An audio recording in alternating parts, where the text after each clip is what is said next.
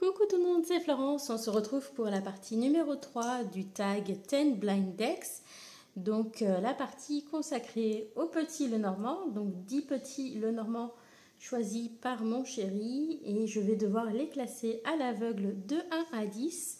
Donc comme pour les autres éditions, voilà, c'est tout dans ce sac.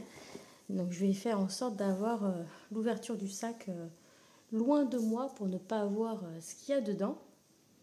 Donc comme d'habitude, je lui ai demandé comment il a choisi. Donc c'était essentiellement soit par rapport au format ou par rapport à la boîte. Il aimait bien aussi les boîtes qui font un peu mystérieuses où on ne sait pas trop ce qu'il y a dedans. Donc on va voir ce qu'il y a et c'est parti. Je suis trop contente. Voilà, le Anaquet Lenormand. Donc ça, c'est le tout dernier en date que je me suis acheté. Et ça fait longtemps que je le voulais, le Anaquet Lenormand. Donc je suis très contente qu'il soit dans la sélection parce que je le trouve vraiment très très joli.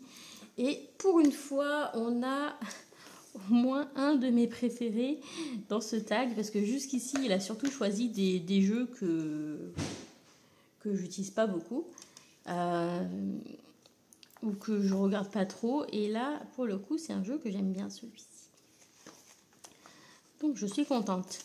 Donc je vous montre un petit peu. Donc je l'ai pas encore beaucoup utilisé puisque c'est le dernier en date. Le carton a l'air quand même relativement fragile, notamment parce que c'est un dos noir et que il n'y a pas de pelliculage plastifié par dessus, donc on peut imaginer que ça va rapidement s'abîmer quand même sur le dos. Mais c'est un très joli jeu. Alors je vois pas trop ce que je vous montre. Je vais peut-être me lever pour mieux voir ce que je fais. Voilà. D'ailleurs j'ai peut-être pris à l'envers. C'est tout mélangé. Je sais pas pourquoi c'est tout mélangé. Voilà, donc il y a de très belles illustrations, très détaillées. Et puis cette carte avec le cœur, je la trouve vraiment très poétique. L'arbre il est magnifique aussi. Le serpent aussi. Les lys aussi, je les adore particulièrement dans ce jeu. La montagne est très belle. Voilà, les nuages très bien aussi. C'est vraiment, je trouve, un très très joli Lenormand, celui-là. Et je suis très contente qu'il l'ait pioché. Voilà, il aura fallu attendre les Lenormand pour voir des jeux que j'espérais voir sortir.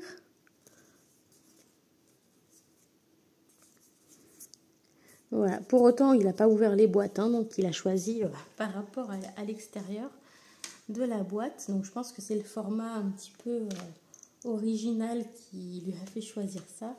Et du coup, tant mieux, parce que sinon, je ne suis pas sûre qu'il l'aurait forcément sélectionné.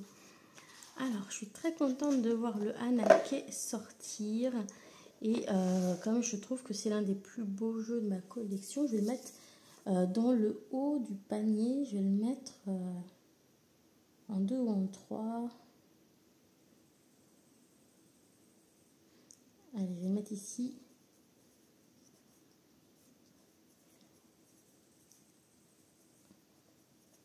Donc c'est marrant parce qu'il avait aussi sélectionné le Anaquet tarot dans les tarots. Justement, je pense par rapport au format des boîtes. Alors, dans les faits, c'est des formats qui ne sont pas très pratiques. Les boîtes ne ferment pas bien. Les jeux, on est obligé de les séparer en plusieurs parties. C'est pas très pratique.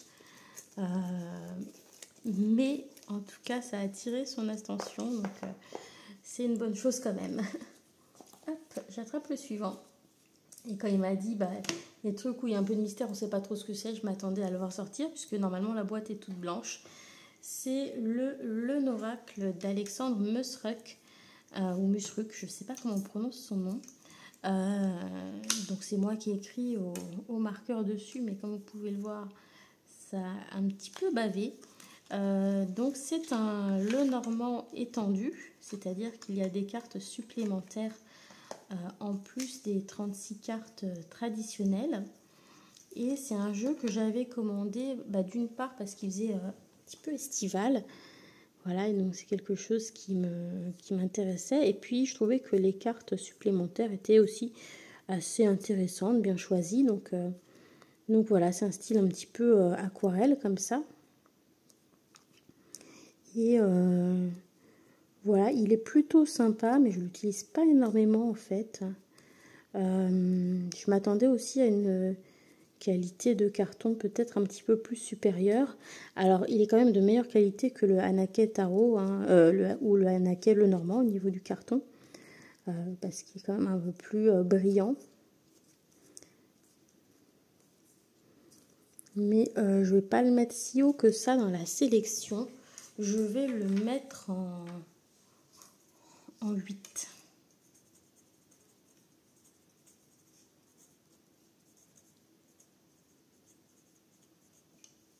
Je sais plus s'il y a un... Oui, il y a un C. Voilà, le Lenoracle.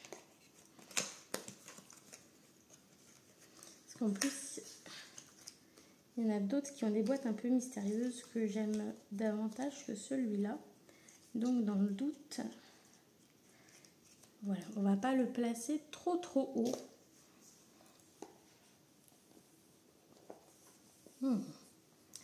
Alors, le Gulliver Lenormand de chez Arcana Sacra.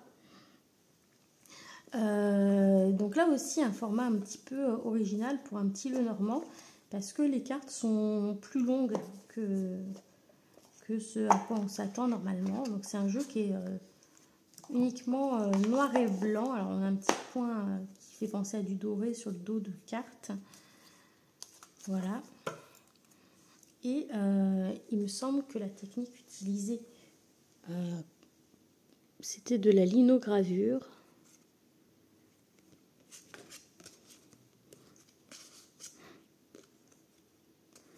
Voilà, et celui-ci, il parle très bien en tirage, il est très clair.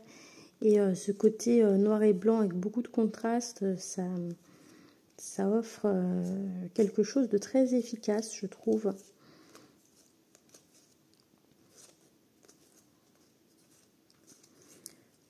Donc lui, c'est un Lenormand que j'aime bien utiliser quand même s'il est un petit peu haut pour faire des gros tirages.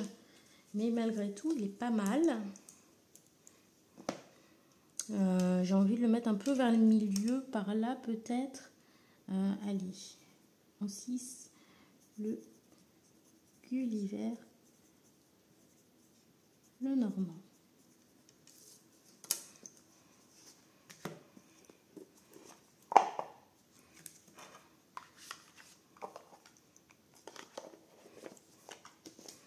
Et on continue. Hop. Oh, celui-là, il est beau. Celui-là, je me l'étais acheté l'année dernière. Le Nocturnal Garden Lenormand. Je l'ai acheté chez le Salon des Arcanes, ou Roi de Coupe à l'époque, je ne sais plus.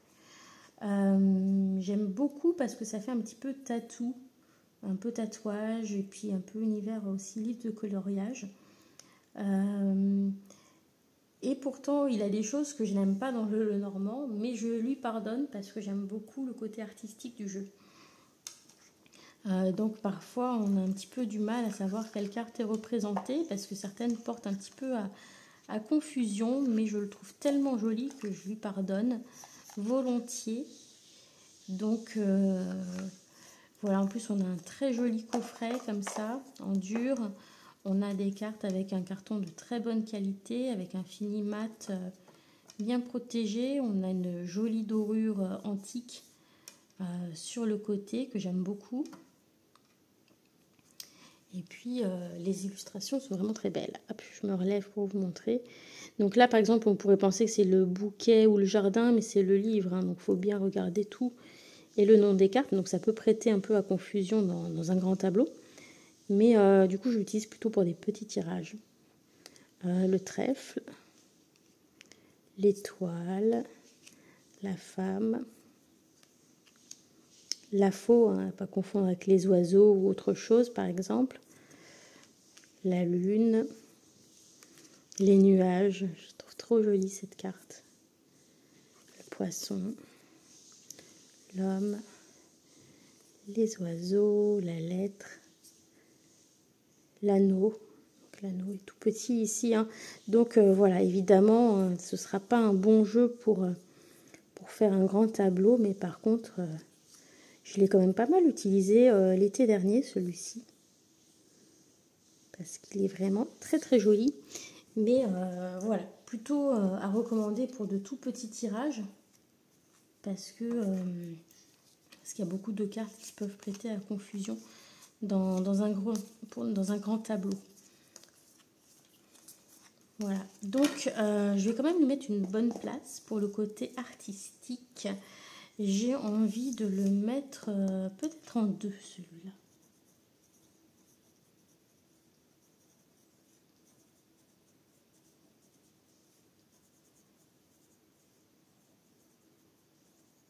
Parce que c'est vraiment un gros coup de cœur sur les illustrations. Alors après, il y en a beaucoup qui sont très jolis dans les Lenormand. Et souvent, je les ai quand même plutôt achetés par rapport aux illustrations. Donc on verra. On verra si je ne regrette pas d'avoir décalé d'un cran. Mais très très bien. Alors, le petit Lenormand d'Émilie de Dieu, bah ça c'est mon chéri qui me l'avait offert pour un anniversaire. Et il s'était trompé, il en avait mis 2 dans son panier sans s'en rendre compte. Donc je l'ai en double. Voilà, je l'ai en double. Donc celui-ci aussi une belle boîte. C'est un jeu d'Émilie de Dieu, qui est une créatrice qui fait aussi des jeux auto-publiés qui sont très jolis. Et donc voilà le dos. Le dos est plutôt joli, même si c'est pas forcément ce que je préfère, mais ça me dérange pas. Ce que j'aurais aimé en revanche, c'est que les illustrations soient davantage pleine page et qu'il y ait moins de bordures. Hop. Voilà, donc le style graphique est très très joli. C'est très doux, très frais. Je trouve que ça fait très printanier. C'est très féminin aussi. Mais par contre, ça rend parfois les symboles un petit peu difficiles à distinguer pour certains. Si on fait un grand tableau, donc pareil, c'est plutôt un jeu que je vais réserver à de petits tirages, même si pour le coup, le format là, permet de faire facilement un grand tableau. Là, ça vient davantage du style, mais voilà, c'est un joli jeu celui-ci. De toute façon, il y en a beaucoup des jolis des Lenormand.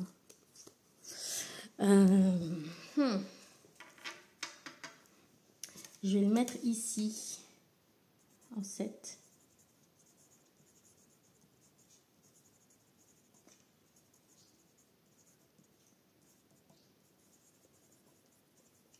Voilà. Je me garde des places un peu plus haut parce que potentiellement, je pense on peut en avoir d'autres que j'utilise plus que celui-là.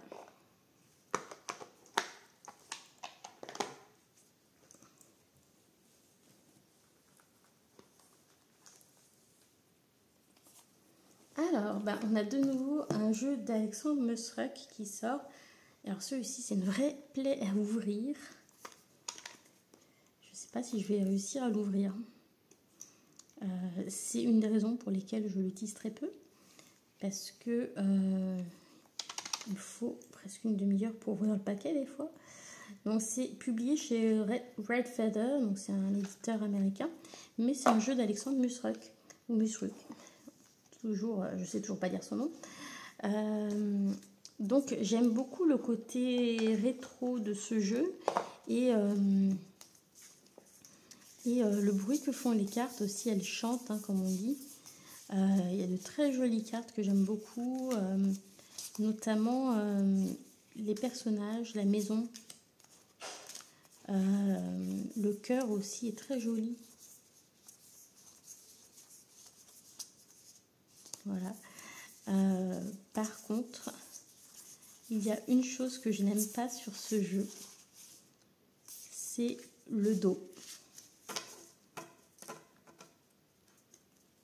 Voilà. Je ne suis pas fan de toutes les petites cartes rajoutées derrière. Et puis, j'aime pas avoir des choses non plus écrites au dos des cartes. Donc, surtout, c'est assez visible. J'aime pas non plus spécialement la couleur du dos. Donc, pour toutes ces raisons-là, c'est un jeu que je n'utilise pas beaucoup. Parce que déjà, le dos ne me plaît pas. Et la boîte est difficile à ouvrir. Donc, souvent, je vais me diriger par facilité vers un jeu plus facile d'accès. Voilà. Et je trouve que c'est vraiment dommage ce dos de carte parce que le devant, par contre, est très joli. Les illustrations anciennes comme ça sont très jolies. Regardez-moi la tenue là de la dame, j'adore.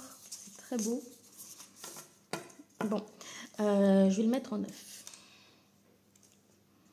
Donc le Normand Alexandre Mestreuk.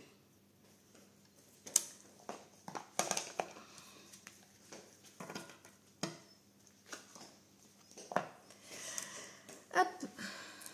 Il nous reste combien de places? 1, 2, 3, 4 places. Alors, c'est un tout petit. Je pense que c'est pour ça qu'il a dû le prendre. C'est parce que le format est bizarre. Et c'est juste dans un petit sachet en plastique. Celui-ci, c'est un facsimilé d'un jeu ancien. Où en fait, les cartes se trouvaient dans des paquets de cigarettes.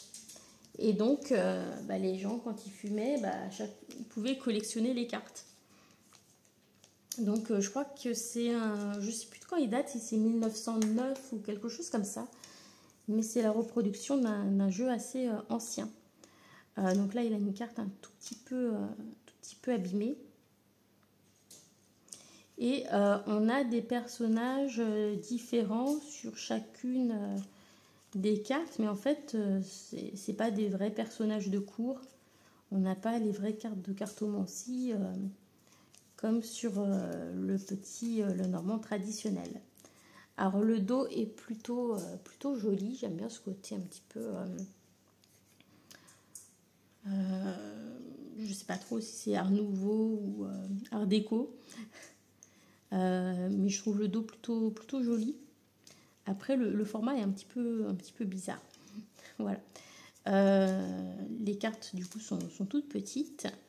Et il fait vraiment vintage. Voilà, au niveau des illustrations. Donc, c'en est un qui est facile à reconnaître. Et il prend vraiment pas de place. Mais c'est vrai que celui-ci, je l'utilise très peu.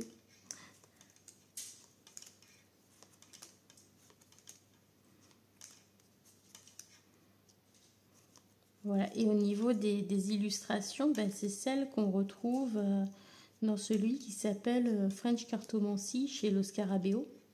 Ah voilà, non, c'est 1926. Voilà, le facsimilé Le Normand Carreras. Voilà. Et sauf que dans la version de chez Los Scarabeo, les cartes sont quand même un petit peu plus grandes. Là, on a l'impression qu'elles sont un petit peu tronquées presque sur les côtés. Voilà, et dans la version Los Scarabeo, si je dis pas de bêtises, ils ont remis des vraies cartes type cartomancie en haut. Et pas juste des portraits de personnages comme ça. Bon, celui-ci, c'est vraiment un jeu que j'ai pris par curiosité parce que c'était la reproduction d'un jeu très ancien. Et parce que le format est original, mais c'en est pas un que j'utilise. C'était plus pour le côté collection, celui-ci. Donc, je vais le mettre ici.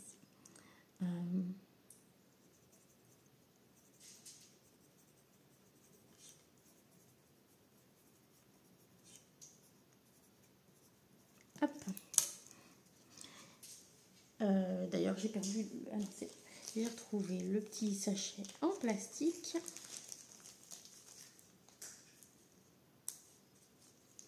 Et c'est vrai que pour le coup, si vous cherchez un jeu format voyage qui prend pas de place, c'est un des plus petits de ma collection, celui-ci. Alors, le suivant. Je me doutais bien que celui-ci, il le mettrait dans la sélection parce que c'est lui qui me l'a offert. Et il avait aussi acheté le pochon comme ça qu'il avait trouvé joli. Donc, Je me doutais un peu qu'il l'aurait choisi. Tu te rappelles que c'est toi qui me l'avais offert, celui-là? Avec le pochon noir, avec les étoiles et la lune? Non, bon, il s'en rappelait pas.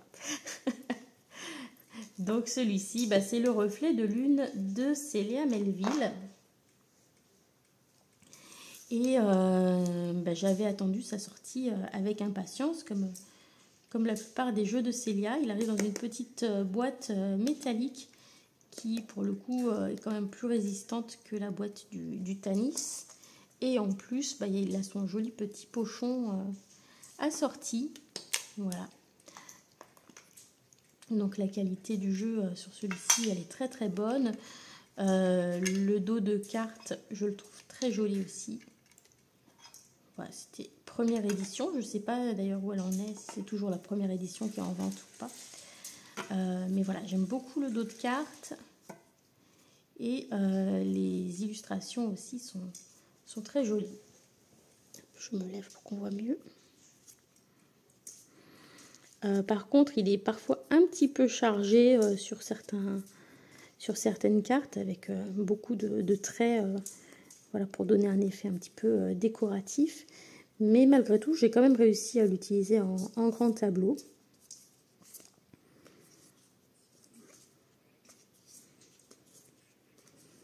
Voilà, donc lui, on va lui garder une belle place quand même. Parce que ça fait vraiment partie des très beaux jeux, celui-ci. Hop là, le bouquet, le beau bouquet.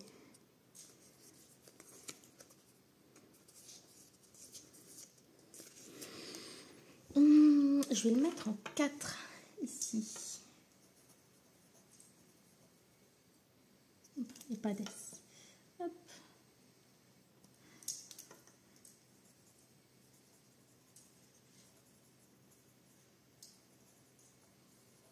J'hésite à le mettre en 1 parce que je ne sais pas ce qui reste. Mais bon, 4e place, c'est quand même pas mal.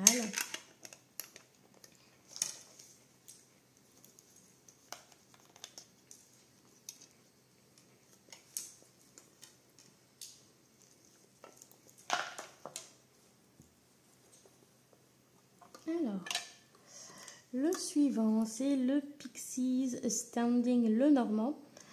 C'est publié chez US Games dans leur petite boîte. Donc le jeu est quand même plus petit hein, que la boîte, il se promène un petit peu dedans. Et donc pour celui-ci, eh bien c'est des montages qui ont été faits à partir des illustrations de Pamela Coleman Smith, qui a illustré le tarot Rider-Waite. Voilà, donc ça a été... voilà, c'est des éléments qui ont été récupérés dans certaines de ces illustrations pour créer un petit Lenormand. Donc voilà, c'est un côté très, très vintage. Celui-ci, pendant un moment, je l'utilisais pas mal. Il y a juste celle-ci, la carte de la lettre, qui peut-être pas très, très lisible. Mais sinon, les autres sont facilement reconnaissables. Et le dos de carte est très mignon aussi. Voilà. Donc, je ne peux pas le mettre en 1, mais je vais le mettre en 5, celui-ci.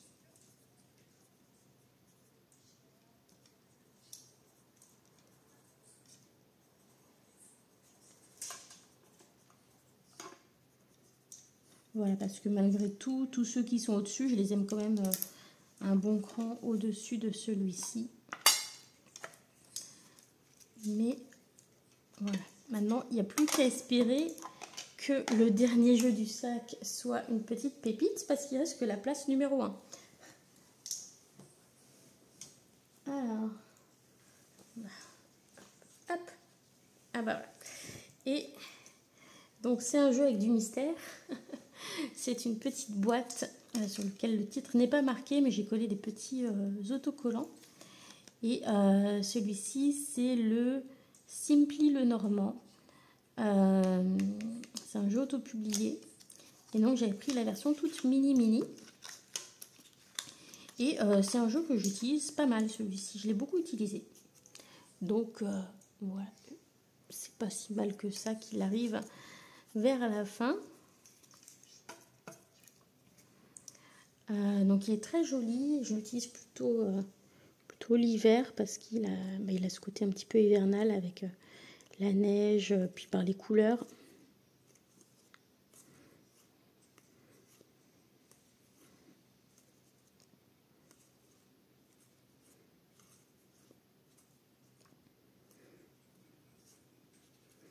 Ouais, et toutes les cartes sont jolies dans celui-ci, il est bien lisible, on ne confond pas les symboles. Donc pour vous, il n'y a pas de suspense, hein, il ne reste qu'une seule place, donc il va aller en 1.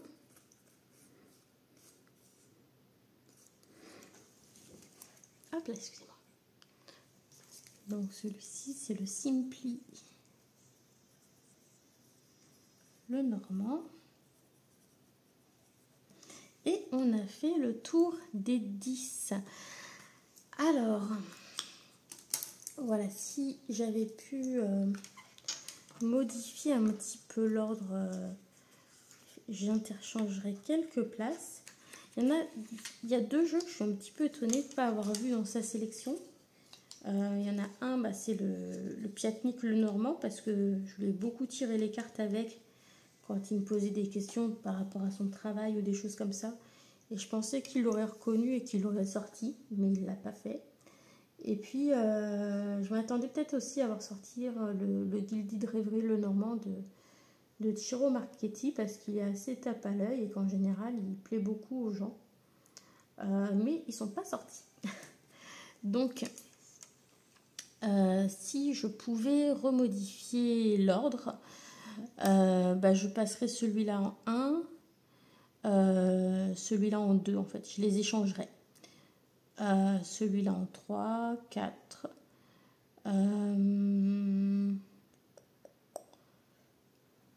4, 5, ouais, 6, 7. Le reste, je laisserai comme ça. Voilà, j'intervertirai ces deux-là, je pense. Voire même peut-être je ferai 1, 2, 3, 4. Ouais, plutôt ça. 1, 2, 3. Et celui-là, je le mettrai en 4. Et après, le reste, je garderai le même ordre exactement. Voilà, j'espère que ce dernier épisode vous aura plu. Et je vous dis à bientôt pour d'autres vidéos où on reprendra les tirages. Et je vous parlerai aussi de l'avancée de mon jeu. Voilà, bisous à tous, bye!